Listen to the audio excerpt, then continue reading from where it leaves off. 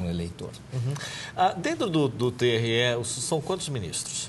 São 7, não são chamados ministros, ministros são do TSE. Desculpe. São 7 chamados juízes. São 7. 2 são desembargadores, portanto, o presidente e o vice-presidente são desembargadores do Tribunal de Justiça que tem um mandato de 2 a 4 anos acumulando no TRE, que é o meu caso.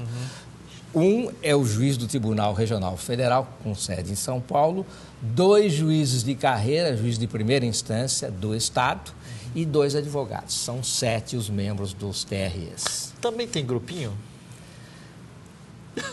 Um grupo menor, porque como são 7, os grupos... A tendência é não formar muitos grupos como se formam nos demais tribunais, cujo número é maior, mesmo no Tribunal de Justiça. Eu faço parte do órgão especial do Tribunal de Justiça. Lá são 25 desembargadores.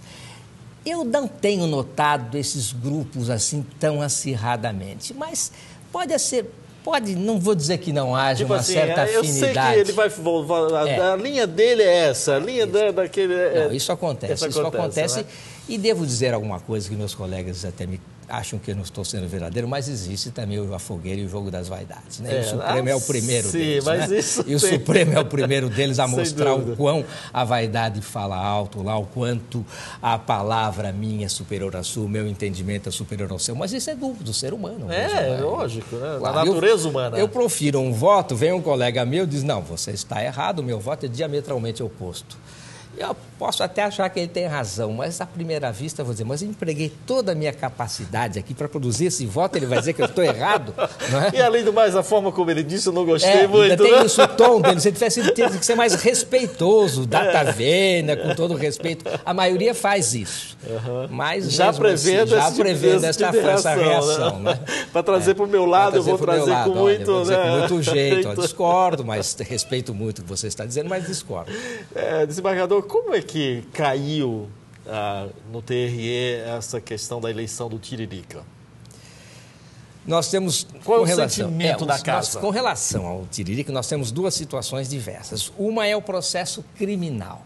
E o processo criminal corre sob responsabilidade de um juiz, o juiz da primeira zona. Porque o promotor denunciou o Tiririca por falsidade ideológica. Em 2 situações. Falsidade ideológica, se declarou alfabetizado e, segundo o promotor, seria analfabeto. Eu vou fazer um pequeno parênteses. Sim. Aí, no caso, o promotor ainda na primeira instância, quer dizer, ainda não chegou... Isso, ainda não chegou ao tribunal. Então, em primeira instância, o promotor diz ele é analfabeto e dizendo que não é, então ele cometeu uma falsidade ideológica. E a outra falsidade com relação ao bens que ele não teria ou teria praticado também uma falsidade ideológica. Isso cabe ao juiz de primeira instância, o juiz eleitoral, decidir que está para decidir esses dias. Pelo que eu vi, ele vai fazer uma perícia, um perito oficial. É aí que mora o quê do programa? Não dá para parar o Tiririca na rua e dizer, Tiririca, lê esse pedaço de papel aqui e já resolver isso sem fazer uma coisa. Claro, né? Claro, mas a imprensa ajudou muito nisso e o promotor também ajudou nisso. Né? Bastaria que realmente exista um certo tempo das coisas. O juiz vai fazer exatamente isso. Vai mandar ele ler. É o que ele vai fazer. Vai mandar ele ler, quem sabe escrever. Há uma dúvida se ele parece que não escreve por uma deficiência física. Isto precisa ver os autos, eu não conheço os autos, mas parece que isto é verdadeiro.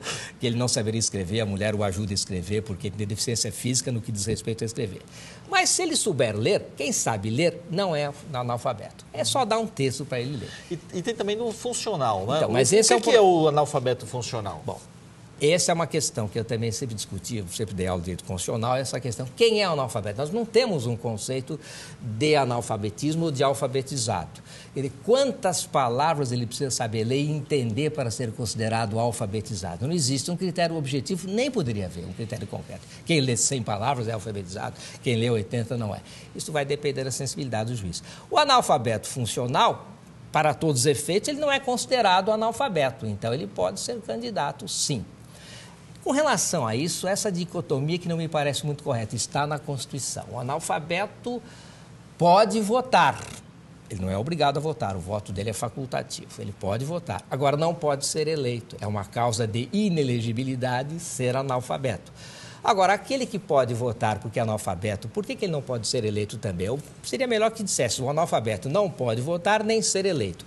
Por outro lado, eu fico a pensar o seguinte, nós vivemos um regime democrático. O regime democrático não é um regime dos mais capazes, dos mais bem pensantes, é o regime do povo.